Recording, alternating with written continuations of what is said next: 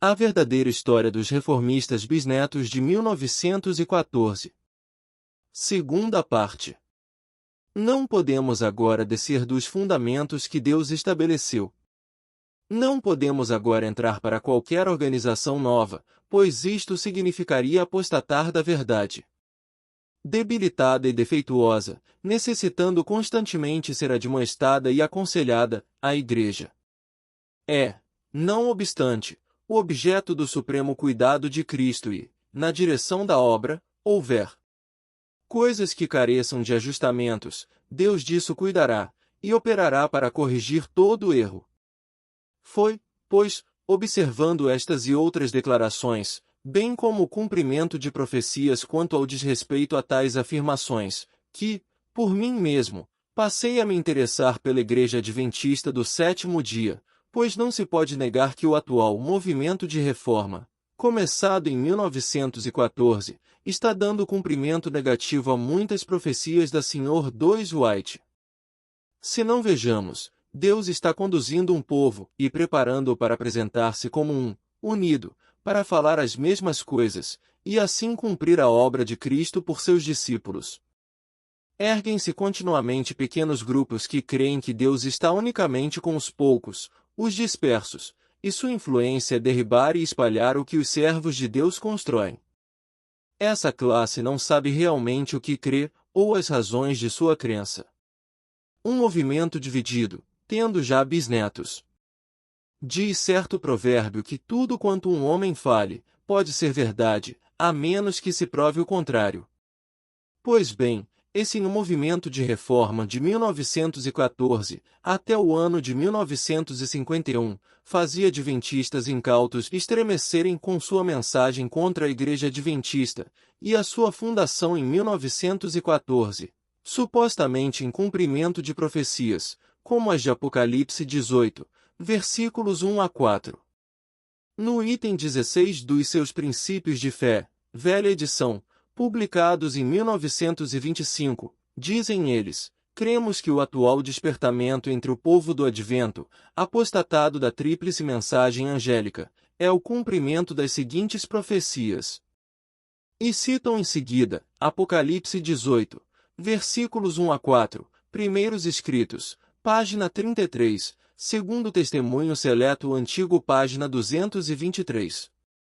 Por volta de 1925, os reformistas ainda mantinham a sua crença de 1914 a 1918, isto é, ensinavam que seu grupo, então saído da Igreja Adventista, dava cumprimento ao quadro profético de Apocalipse 18, versículos 1 a 4, e mais as profecias da Sra. White. Diziam ser o quarto anjo, que havia descido do céu, que haviam recebido a predita chuva serodia, e, por isso, estavam a proclamar o alto clamor. Sendo a dita mensagem dirigida especialmente à Igreja Adventista, davam já cumprimento negativo às previsões da Sra. White, eles que, saídos da Igreja, pregavam que a mesma havia se tornado uma parte de Babilônia. Note-se, porém, que no trecho, linhas atrás, a profetisa diz que essa classe não sabe realmente o que crê. E foi o que ocorreu. Sabe-se que poucos anos depois, os próprios líderes da reforma já não criam mais que tivessem recebido a chuva serodia em 1914 e 2018, e muito menos que, durante pelo menos aquele período, tivessem dado o alto clamor de Apocalipse 18, versículo 4, ficando evidenciado que o surgimento de tal grupo com tal mensagem para a Igreja Adventista constituía, nada mais, nada menos, que o cumprimento das palavras da Sra. White: correram sem ser enviados, não os recebais.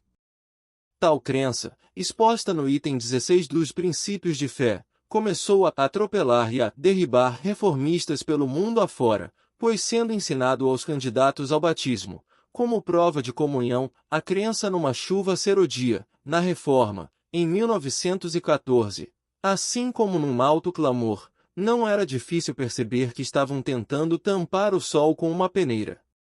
Realizaram então uma conferência geral no Brasil, Rio Grande do Sul 1959, e resolveram por unanimidade de votos mudar o dito ponto. Mas foram bastante infelizes na referida mudança, que passou a rezar o seguinte: em lugar de cremos que é o cumprimento de tal e tal profecia, o texto foi alterado para cremos que conduz para o cumprimento de tal e tal profecia. E qual foi o resultado? Todas as profecias ali citadas como tendo se cumprido em 1914 e 2018 com o surgimento da Reforma, inclusive, é lógico, o outro anjo ou quarto anjo, foram transportadas para o futuro, ficando o surgimento do dito grupo, em 1914, como um meio de conduzir para o real cumprimento de tais profecias. Compare os antigos princípios de fé com os novos. Com esse retoque, eliminaram-se as profecias de que tantos reformistas falam, como estando a se cumprir com eles, desde 1914. A divisão de 1951 da Reforma de 1914. A saída, voluntária ou por expulsão, de um grupo, de qualquer igreja, não a desclassifica, pois em todos os tempos sempre houve isso. Mas, uma conferência geral quebrar-se praticamente ao meio, constitui um caso extremamente grave.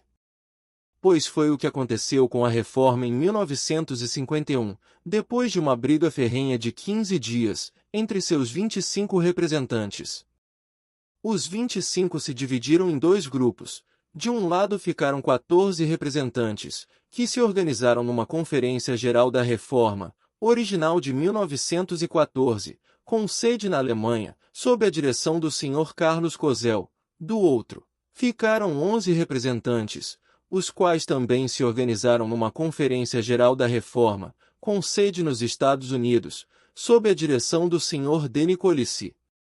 Os 14 foram excluídos pelos 11, ao passo que os 11 foram demitidos, da verdadeira reforma original de 1914, como rebeldes que fazem a obra do diabo. No Brasil, a maioria, depois da ferrenha briga, ficou ao lado do grupo dos 11, sob a direção do Sr. Lavric. Foi quase automática a minha permanência com o grupo dos 11. Mas, como se sabe, houve ainda outras separações, embora menos graves, dando assim cumprimento às profecias da Sra. White, onde ela os denomina de ramificações transviadas, um aqui e outro ali, que Deus não está dirigindo. Continua. Autor: Marceu Antônio de Souza. Revista Adventista de março de 1984 e abril de 1984. Colaboração: Eurias Rodrigues Carneiro.